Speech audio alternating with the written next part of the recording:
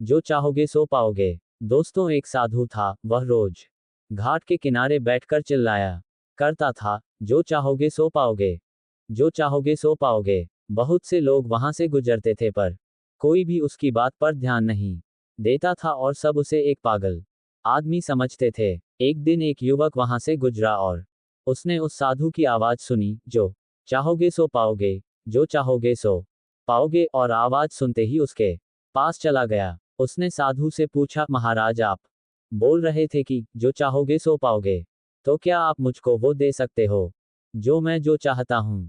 साधु उसकी बात को सुनकर बोला, हाँ बेटा, तुम जो कुछ भी चाहता है मैं उसे जरूर दूंगा, बस तुम्हें मेरी बात माननी होगी। लेकिन पहले ये तो बताओ कि तुम्हें आखिर चाहिए क्या।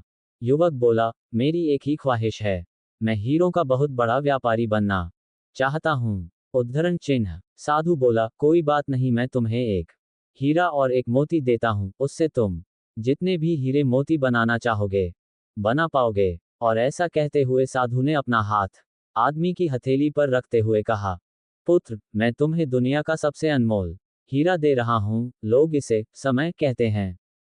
इसे तेजी से अपनी मुट्ठी में पकड़ लो और इसे कभी मत गंवाना, तुम इससे जितने चाहो उतने हीरे बना सकते हो।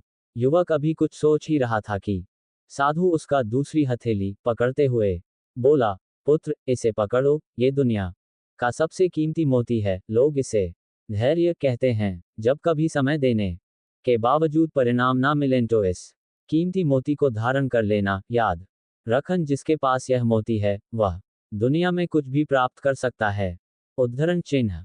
युवक गंभीरता से साधु की बातों पर विचार करता है और निश्चय करता है कि आज से वह कभी अपना समय बर्बाद नहीं करेगा और हमेशा धैर्य से काम लेगा। और ऐसा सोचकर वह हीरों के एक बहुत बड़े व्यापारी के यहाँ काम शुरू करता है और अपने मेहनत और ईमानदारी के बल पर एक दिन खुद भी हीरों का बहुत बड़ा व्यापारी बनता है। समय और धैर्य, वह दो हीरे मोती हैं जिनके बल पर हम बड़े से बड़ा लक्ष्य प्राप्त कर सकते हैं। अतः जरूरी है कि हम अपने कीमती समय को बर्बाद ना करें और अपनी मंजिल तक पहुंचने के लिए धैर्य से काम लें।